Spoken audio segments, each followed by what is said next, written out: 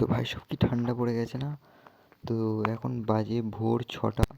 আমি এখন রেশনে লাইন দেবো বলে যাচ্ছিলাম ব্যাগটা নিয়ে। ভাই চারিদিকটা কেমন দেখো, কুয়াশা কুয়াশা মতো হয়ে আছে। সকালবেলা কি ঠান্ডা লাগছে বলার মতো না। দেখো আমি রেশনে লাইন দেবো বলে যাচ্ছি, এই কুকুরগুলো দেখো এত ভোর বলে কি সুন্দর এখানে শুয়ে আছে। ভাই যেন কি গরম, যা ঠান্ডা বলার মতো না। রাস্তা দিয়ে শুধু যাচ্ছি, দেখো চারিদিকটা পুরো কুয়াশা হয়ে আছে। আর আমার নিজেরও কি ঠান্ডা লাগছে, তাও ভিডিও নিচ্ছি কি করে কে জানে। একটুখানি কাল রাতে কিছু পোস্ট করিনি না, শরীর খারাপ বলে কিছু নেওয়া হয়নি। আজকে সকাল না, আজ সকালে করব এক্ষুনি।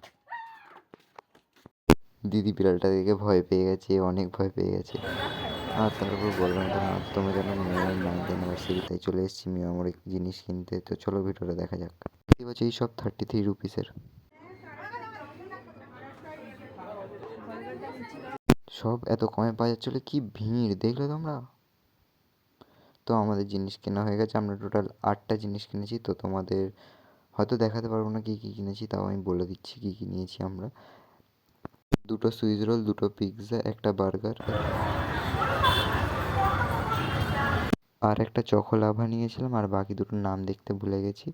তো চলো সন্ধ্যার দিনে আমি পড়তে চলে গেছি। ওখানে পড়া থেকে ফেরার সময় আবার মিয়ামোর দেখে ফিরবো।